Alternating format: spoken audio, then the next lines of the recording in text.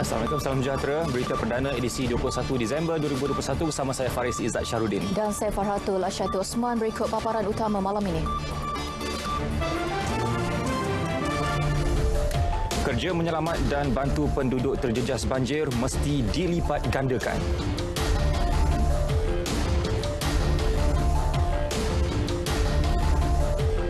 Banjir di 7 negeri. Jumlah penduduk dipindahkan kini lebih 70,000, paling ramai di Pahang.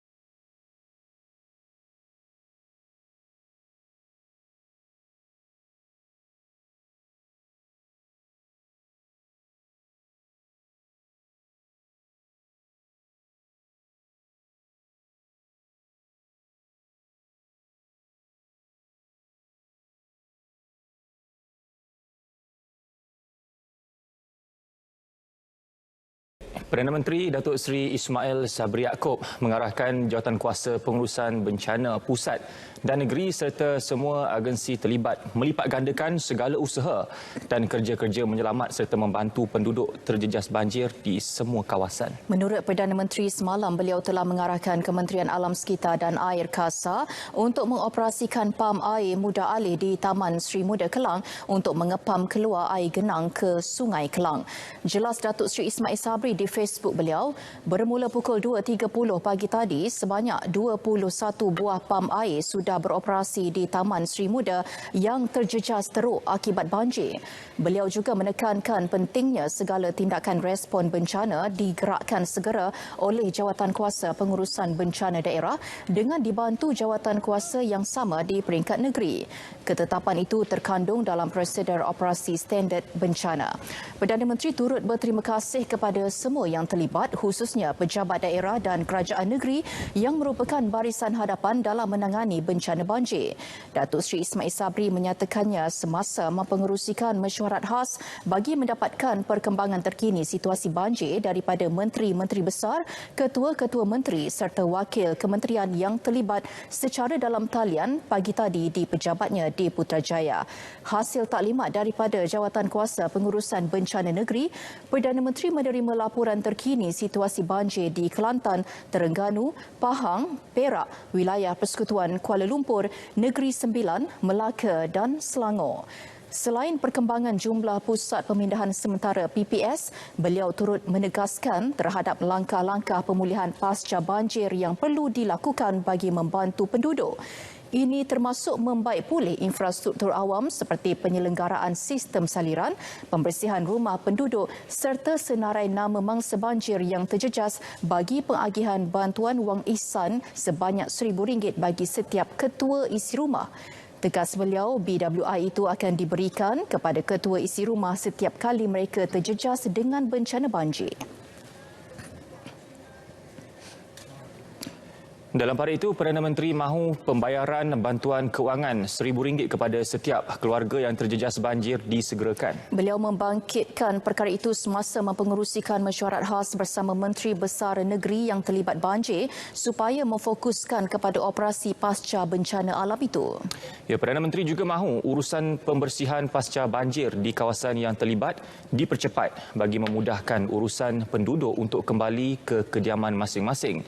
Datuk Seri Ismail Sabri berkata pihaknya akan menguruskan serta memberi arahan kepada agensi terlibat termasuk bomba, tentera, polis dan pihak majlis daerah yang mempunyai peralatan mencukupi supaya membantu mempercepatkan proses pembersihan di kediaman yang terjejas.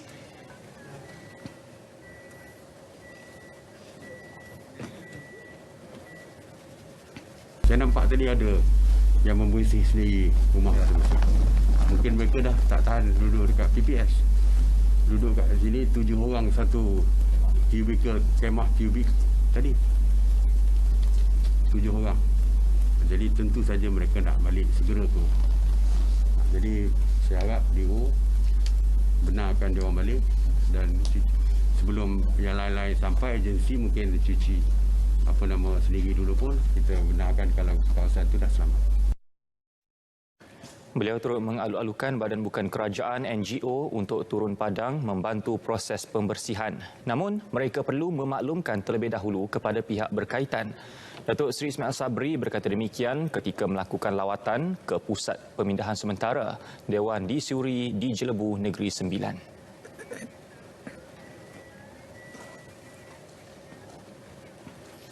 Selain menjaga kebajikan penduduk terjejas banjir di Pusat Pemindahan Sementara, bantuan kepada penduduk terjejas di lokasi banjir terus dihulurkan dan dilipat gandakan. Hari keempat bencana banjir di Selangor menyaksikan Angkatan Tentera Malaysia ATM terus komited membantu penduduk terjejas khususnya di Taman Sri Muda Shah Alam. Tumpuan Op Murni hari ini terarah kepada pengagihan bekalan makanan dan barangan keperluan asas kepada penduduk yang berada di kediaman masing-masing.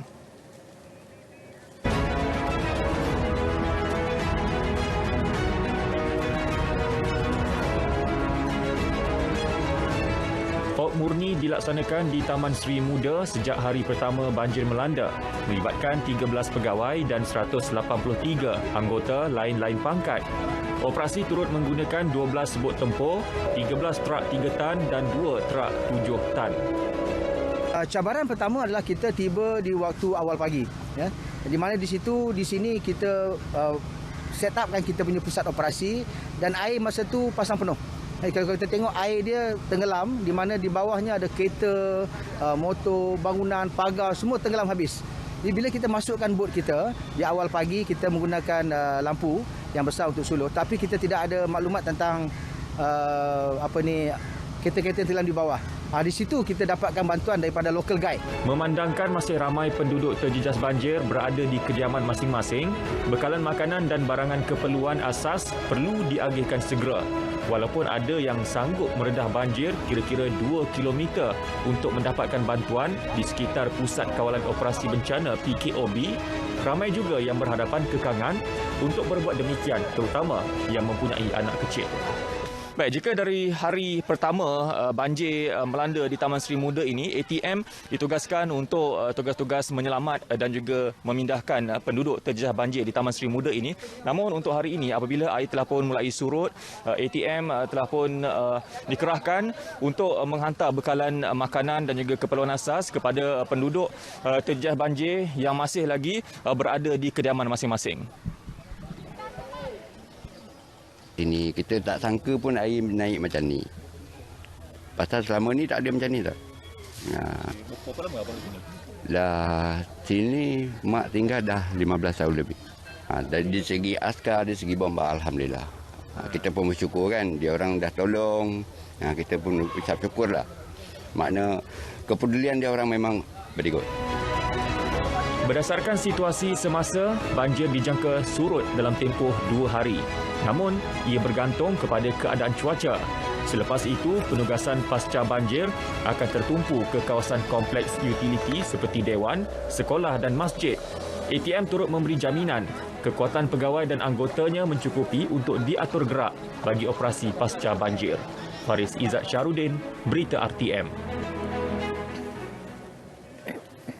Saudara, jumlah keseluruhan penduduk terjejas banjir kini 70,044 orang yang ditempatkan di 437 Pusat Pemindahan Sementara PPS di 7 negeri setakat 7 malam tadi. Jumlah itu berkurangan sedikit berbanding 6 petang tadi, iaitu 71,639 orang. Bagaimanapun, menurut info bencana JKM, Pahang, Selangor dan Negeri Sembilan menunjukkan peningkatan jumlah penduduk terjejas berbanding tengah malam tadi. Manakala Perak, Kelantan, Melaka dan Kuala Lumpur mencatatkan penurunan sementara. Semua PPS di Terengganu telah ditutup. Berikut statistik jumlah penduduk berlindung di PPS setakat 7 malam tadi.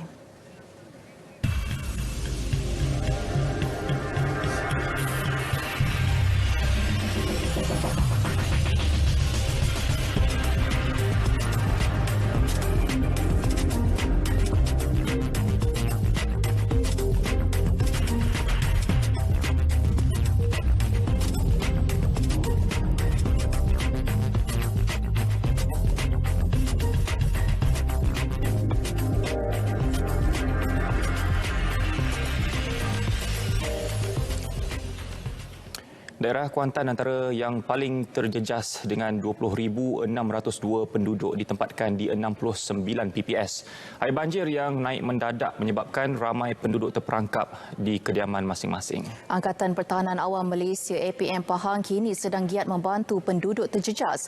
Bagi mendapatkan gambaran penuh, terus sahaja bersama wartawan Muhammad Hazwan Azman langsung dari Kuantan, Pahang. Silakan Hazwan.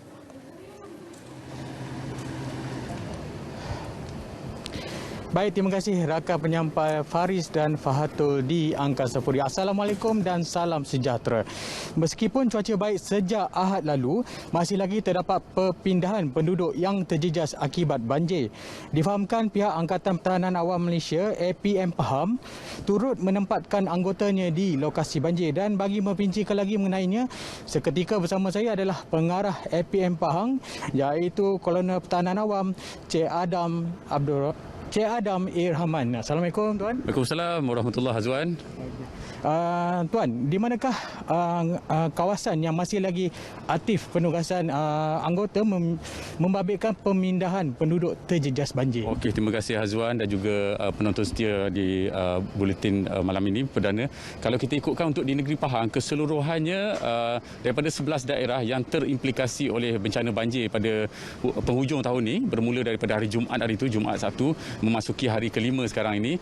Jadi 9 daerah sekarang ni daripada 11 daerah. Hanya Rompin dan juga Cameron Highland juga tidak terkesan.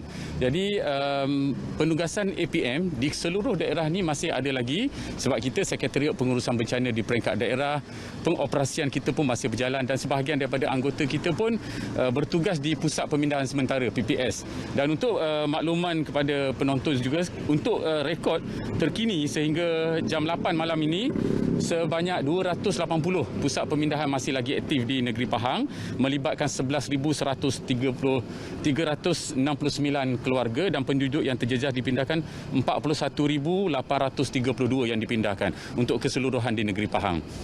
Dan sebahagian besar daripada anggota kita yang di Kuantan malam ni pun baru balik penugasan di Bukit Sagu menyelamatkan warga FGV lewat petang tadi.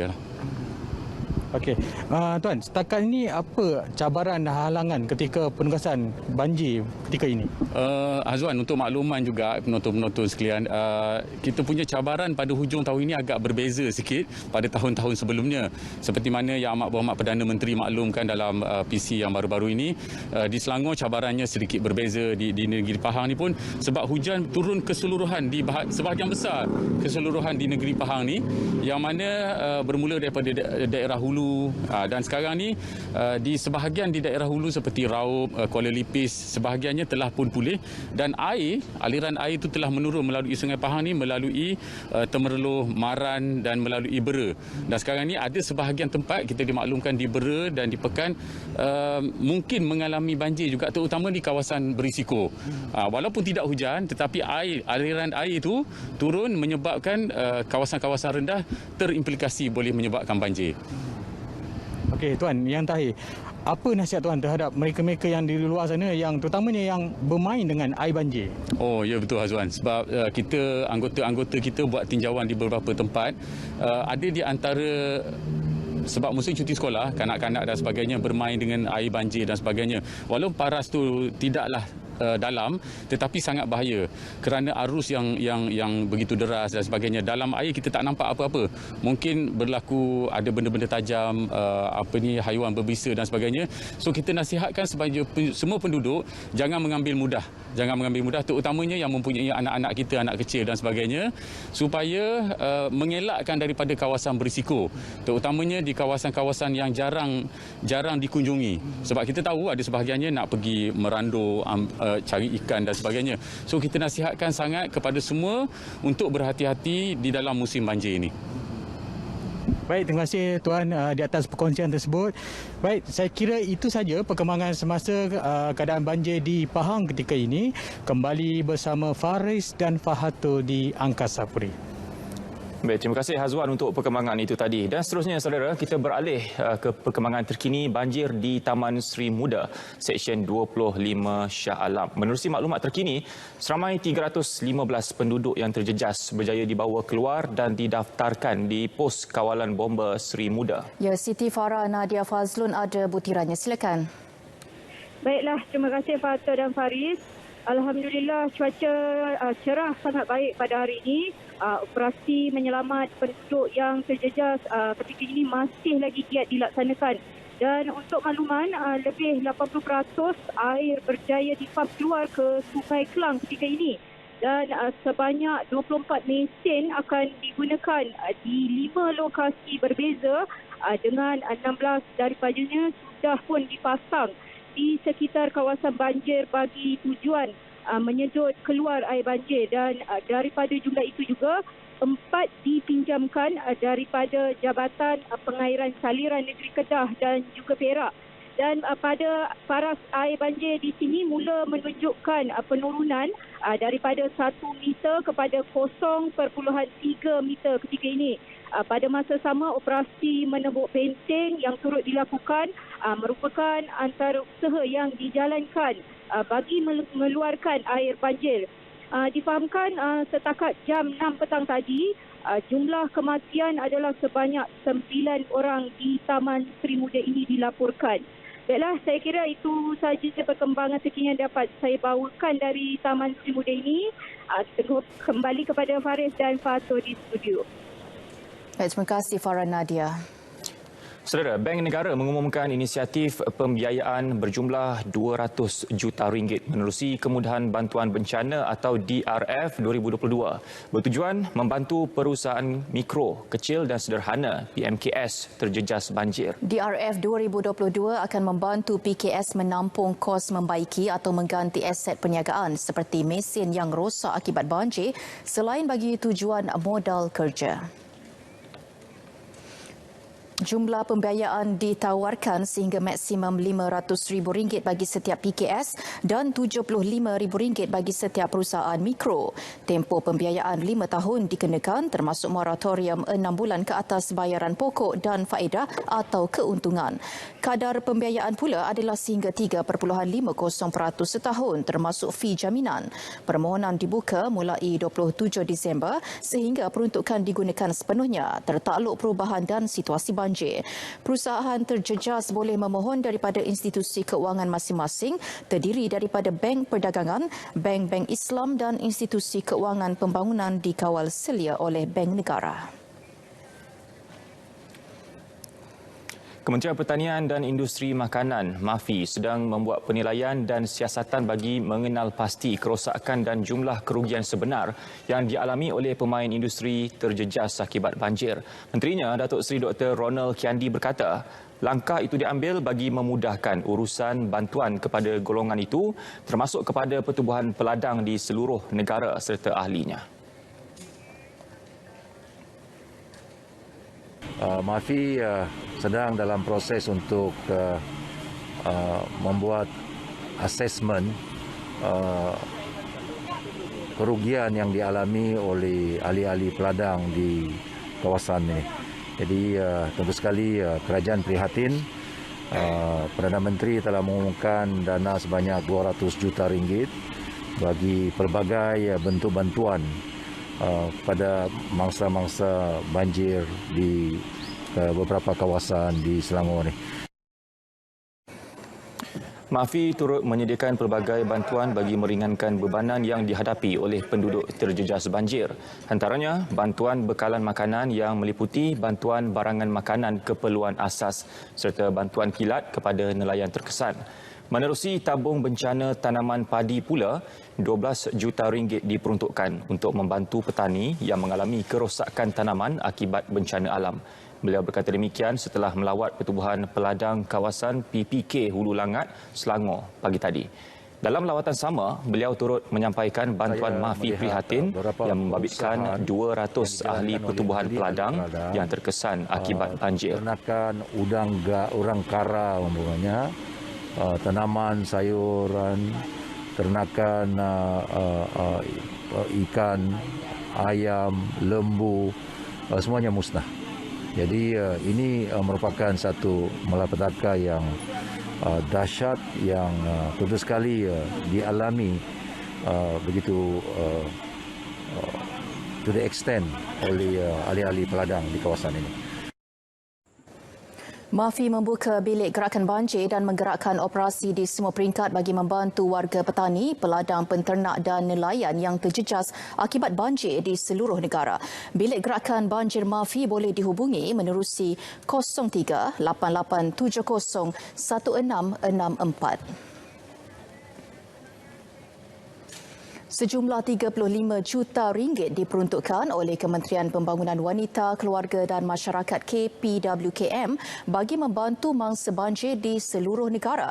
Ia diselaraskan oleh Jabatan Kebajikan Masyarakat melalui peruntukan bantuan bencana. Menurut Menterinya Datuk Seri Rina Harun, di samping bantuan 35 juta ringgit itu, peruntukan tambahan telah dipohon dan sedang menunggu kelulusan Kementerian Keuangan.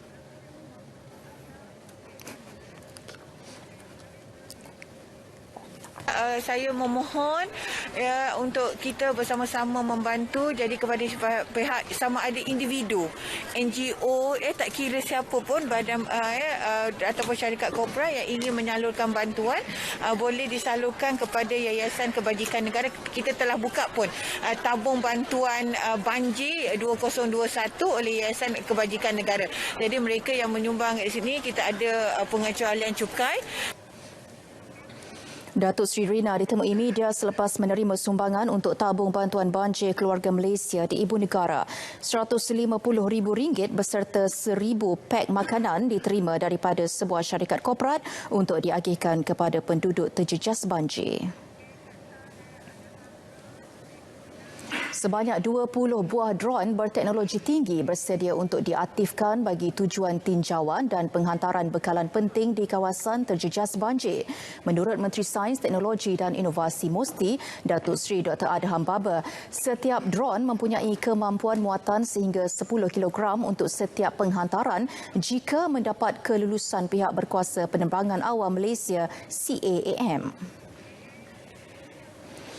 Pasukan Tindakan Kecemasan Khas Perkhidmatan Dron PTK-2 Drone telah ditubuhkan MOSTI dengan teknologi Park Malaysia TPM sebagai agensi penyelaras.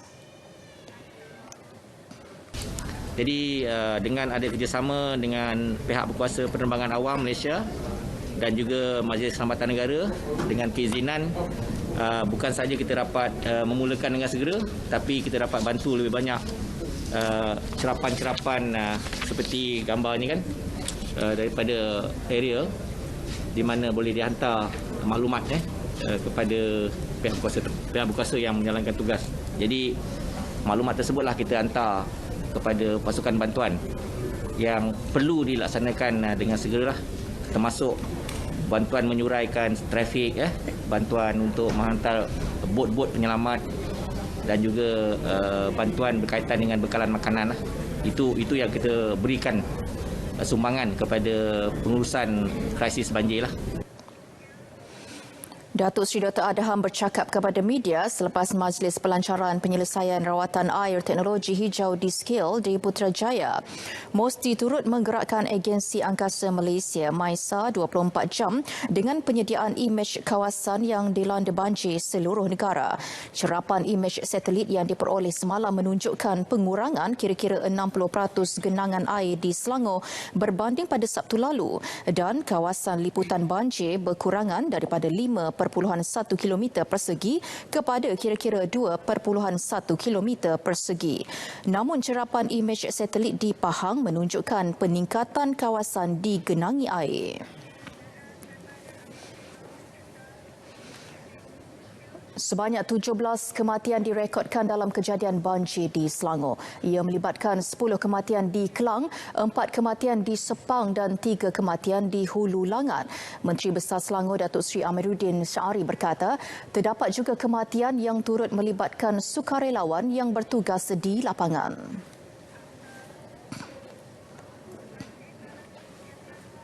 Daripada ke-17 kita sedang mengenal pasti punca kematian. Ada disebabkan kematian bukanlah disebabkan oleh kejadian banjir pesing. mungkin kejadian daripada meninggal akibat kekurangan ubat dan sebagainya, itu akan diputuskan ataupun akan dimuktamadkan dalam masa terdekat. Justru bagi pihak pentadbiran kerajaan negeri, saya ingin mengucapkan takziah kepada semua mangsa dan khususnya kepada keluarga-keluarga yang kehilangan mereka yang tersayang. Datuk Seri Amiruddin berkata demikian dalam sidang media status terkini banjir Selangor di Shah Alam.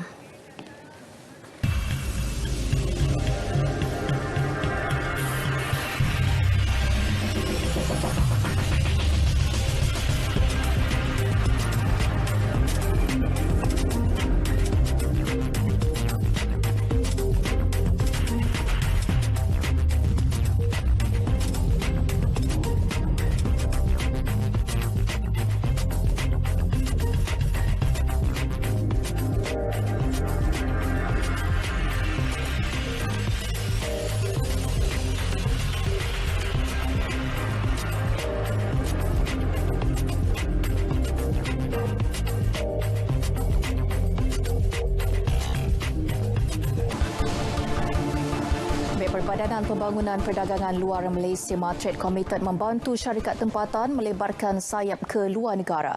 Usaha itu sejajar penyertaan Malaysia dalam Perkongsian Ekonomi Komprehensif Serantau RCEP yang berupaya memperluas akses pasaran.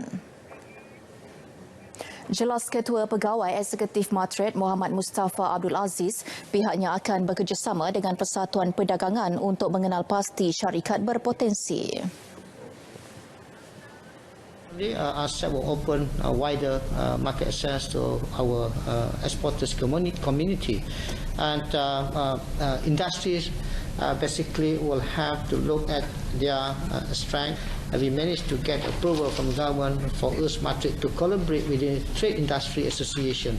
That collaboration is so significant and important for us to ensure that we bring the right people, the right company for us to access, for us to penetrate in that particular market. Muhammad Mustafa ditemui media pada sidang kemuncak CEO Syarikat Pertengahan di Ibu Negara. Sejak 2015, Matret menerusi program pembangunan syarikat pertengahan MTCDP telah terlibat menyokong 275 syarikat pertengahan dengan nilai dagangan mencecah 15.4 bilion ringgit. Strategi baharu akan diguna pakai untuk membasmi kemiskinan tegar melalui pemerkasaan aspek modal insan dan pendapatan isi rumah. Unit kemiskinan ditubuhkan Unit Perancang Ekonomi bakal memacu usaha tersebut melibatkan kerjasama kerajaan negeri, pertubuhan masyarakat sivil dan pihak swasta. Menteri di Jabatan Perdana Menteri Ekonomi Datuk Seri Mustafa Mohamed berkata hasil libat urus pihaknya telah mengenal pasti 50 lokaliti miskin tegar di seluruh negara. In March next year, we are going to be working hand in hand with state governments, civil society organizations and the private sector in implementing hardcore poverty eradication programs in the poorest localities of Malaysia. We'll adopt a holistic and targeted approach to eradicate hardcore poverty in about 50 localities throughout Malaysia. There is no one-size-fits-all solution for poverty eradication. Our strategies will be tailor-made based on unique features of each locality. Datuk Seri Mustafa merasmikan laporan pemantauan ekonomi Malaysia Disember 2021 bertemakan Staying Afloat, anjuran Bank Dunia. Tambah beliau, kerajaan menghargai input dikemukakan Bank Dunia berhubung amalan baik membasmi kemiskinan termasuk pengenalan indikator kemiskinan multidimensi.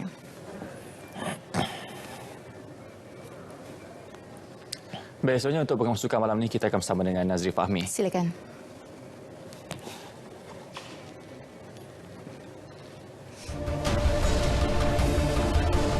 Wake up call buat bola sepak dan badminton negara.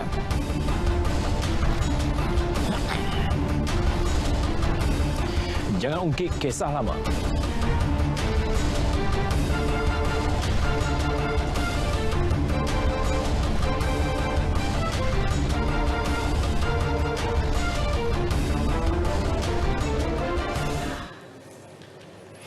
Terima kasih Fahatul dan Faris. Assalamualaikum, salam suka untuk semua.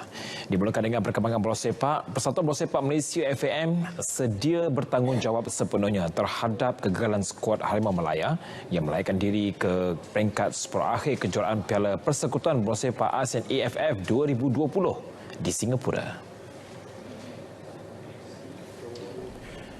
Menerusi satu kenyataan media, Presiden FAM Dato' Hamidin Muhammad Amin telah mengarahkan pengurusan skuad kebangsaan mengemukakan laporan lengkap mengenai prestasi pasukan sepanjang kempen itu kepada jawatankuasa pengurusan pasukan kebangsaan dalam masa terdekat.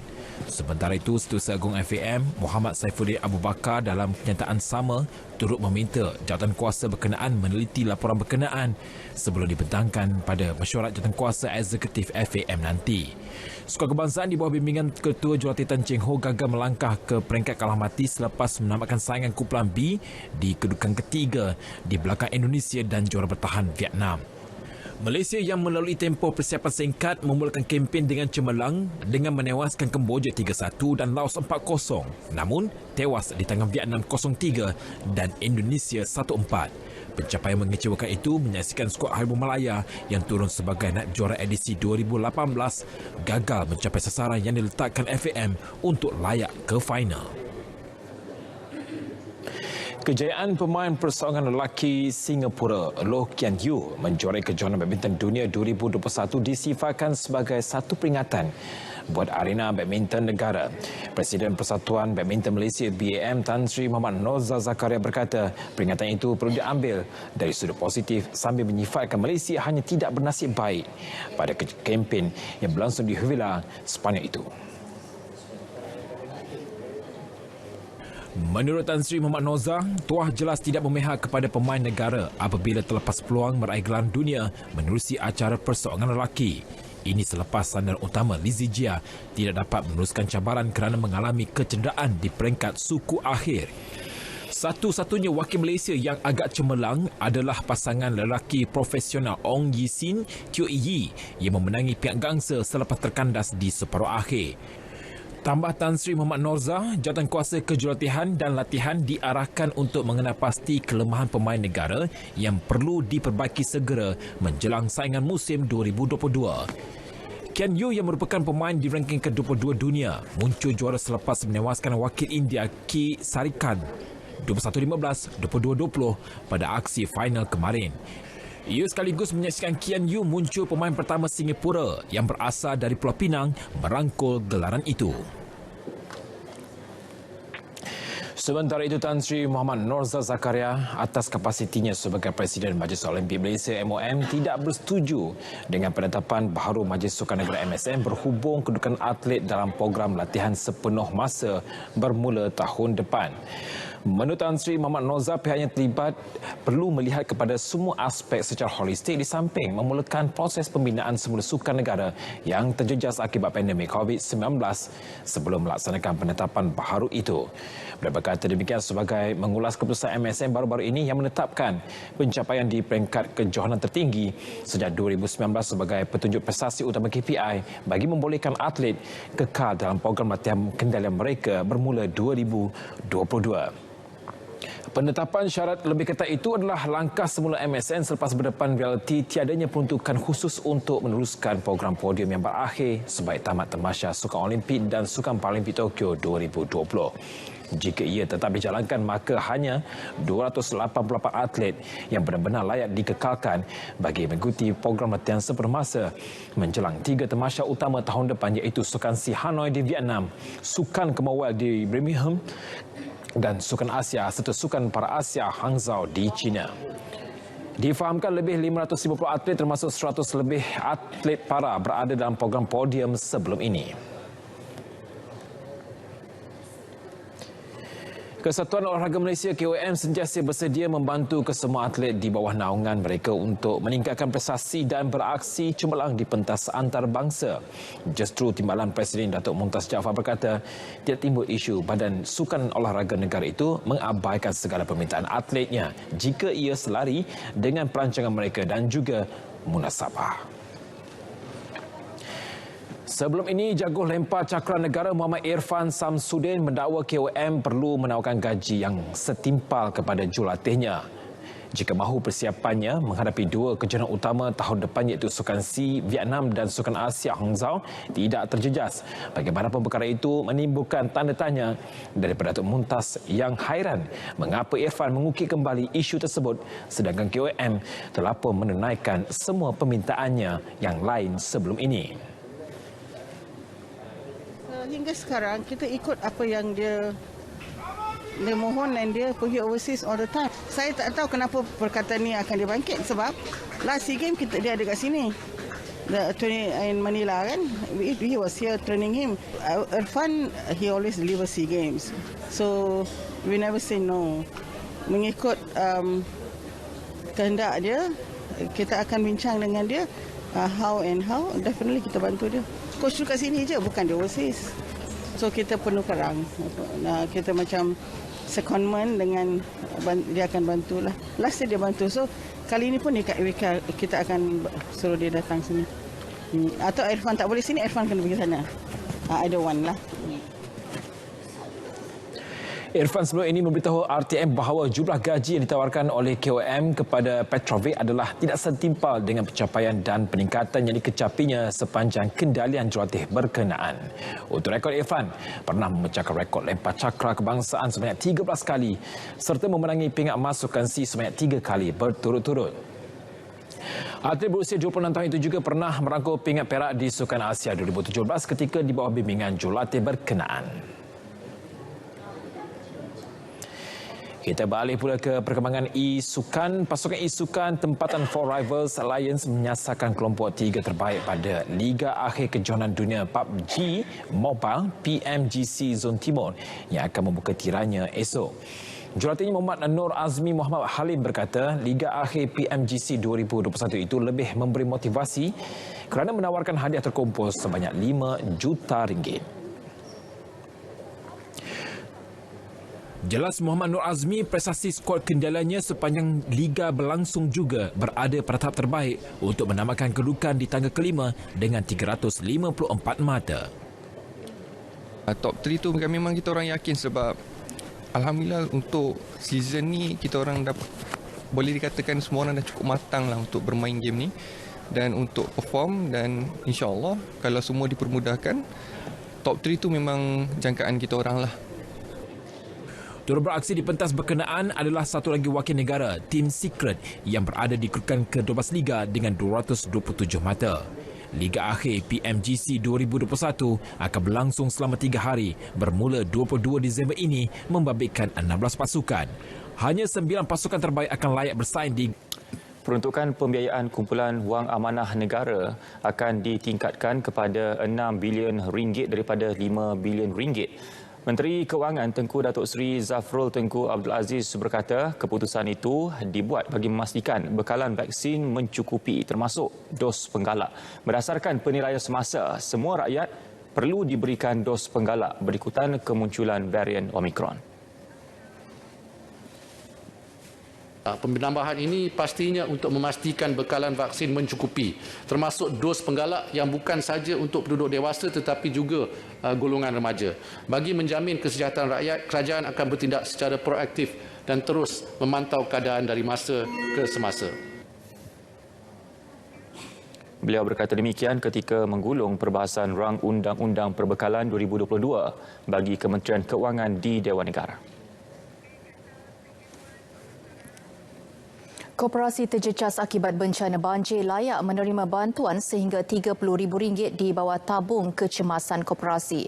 Justru Timbalan Menteri Pembangunan Usahawan dan Koperasi Muslimin Yahya menggalakkan ahli yang terjejas memohon menerusi sistem permohonan atas talian Suruhanjaya Koperasi Malaysia SKM.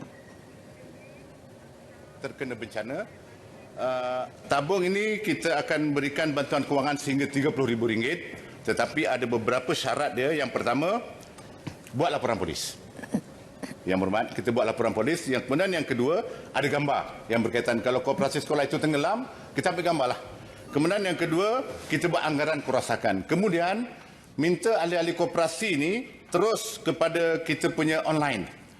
URL kita adalah boleh tolong sama-sama catat untuk kita nanti bagi tahu pada rakyat.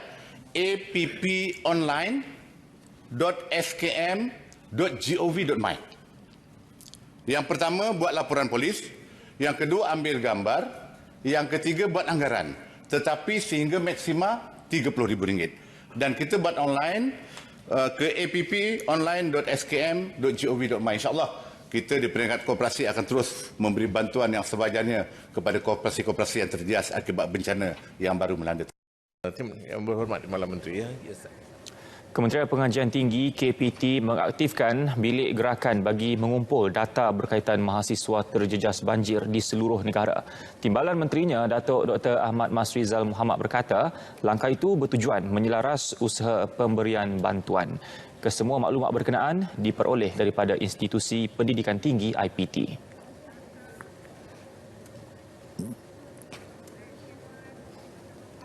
Sebenarnya kita di Kementerian Pengajian Tinggi, Yang Berhormat, kita Seorang pemandu trailer didakwa di Mahkamah Magistrate Shah Alam atas 10 pertuduhan memandu secara berbahaya sehingga menyebabkan kematian 10 orang termasuk 9 sekeluarga di kilometer 8.3 Lebuh Raya Ilit Sabtu lalu. Tertuduh Muhammad Rafi Jaafar, 37 tahun yang tidak diwakili peguam, mengaku tidak bersalah terhadap semua pertuduhan yang dibacakan secara berasingan oleh jurubahasa di hadapan Magistrate Nur Faizah Abdul Sani. Muhammad Rafi didakwa melakukan kesalahan itu pada 12:02 tengah malam 18 Disember di kilometer 8.3 Lebuh Raya Ilit dari arah KLIA menghala ke Shah Alam di Subang Jaya, Petaling. Pertuduhan mengikut Seksyen 41-1 Akta Pengangkutan Jalan 1987. Sabit kesalahan boleh dihukum penjara tidak lebih 10 tahun dan denda tidak lebih RM50,000. Mahkamah membenarkan tertuduh diikat jamin RM1,000. 26 Januari depan ditetapkan untuk sebutan semula kes dan lantikan peguam. Loji insinerator Pulau Langkawi berkapasiti pembakaran sampah sehingga 80 tan sehari dilihat mampu mengurangkan pelupusan sisa ke tapak pelupusan sedia ada. Loji itu memulakan operasi semalam setelah loji rawatan licet LTP melepasi ujian makmal dan mengikut piawaian Jabatan Alam Sekitar. Menteri Perumahan dan Kerajaan Tempatan, Datuk Seri Rizal Merican Naina Merican berkata, loji insinerator itu baru selesai menjalani penggantian komponen baharu yang dilaksanakan syarikat pembekal teknologi dari Korea Selatan. Maka pada hari ini kita bagi kata surat COD, conditional surat COD, menandakan mereka boleh bermula secara komersial operasinya pada hari ini. Dan tertaluk kepada compliance yang mereka perlu penuhi dalam tempoh 2 minggu, saya akan lihat lagi sekali agar bukan sahaja operasi ini boleh bermula, pelupusan sampah melalui incineration ni boleh dilakukan, tapi pada waktu sama orang kata keselamatan dan perkara-perkara yang menjadi aspek keselamatan juga diambil kira. Beliau yang mengadakan lawatan ke loji insinerator tersebut turut memaklumkan sejumlah 130 tan sisa pepejal dianggarkan dijana setiap hari di Langkawi. Ia merangkumi 80 tan sisa isi rumah, 20 tan sisa industri dan selebihnya daripada... Seorang ahli perniagaan di India, Anand Prakash Chokse, sanggup membelanjakan 20 juta rupiah bersamaan 1.1 juta ringgit untuk membina replika Taj Mahal sebagai hadiah buat isteri tercinta, Manjusha.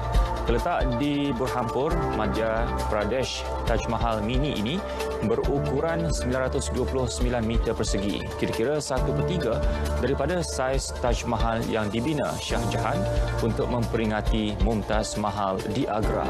Pembinaan bermula pada 2018 dan siap dalam masa 30 bulan. Di Taiwan, ulat sutera kini popular sebagai makanan kucing peliharaan. Bermula pada tahun 2017, sebuah syarikat berjaya menginovasi ulat sutera untuk dijadikan makanan basah buat kucing dan mendapat sambutan tinggi. Anak-anak ulat sutera yang berada di dalam kepompong didapati kaya dengan protein, lemak dan mineral. Makanan yang diproses daripada anak ulat sutera mampu mengurangkan bakteria yang merosakkan usus dan mengurangkan bau busuk najis kucing. Tidak boleh dimakan, itu cara unik pengendali pengangkutan awam di Berlin, Jerman, BVG untuk menggalakkan lebih ramai orang naik pengangkutan awam bagi mengurangkan kesesakan lalu lintas. Tiket boleh dimakan ini diperbuat daripada minyak pokok rami. Penggunaan bas atau tren hanya boleh makan tiket tersebut selepas tiba ke destinasi masing-masing.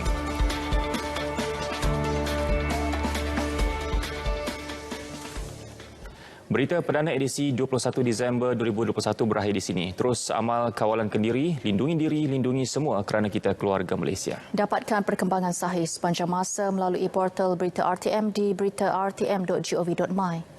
Kami tinggalkan anda dengan visual situasi banjir. Ayuh keluarga Malaysia doakan keselamatan dan kesejahteraan penduduk terjejas banjir. Yang sahih di Berita RTM. Dan itu Assalamualaikum. Dan salam sejahtera.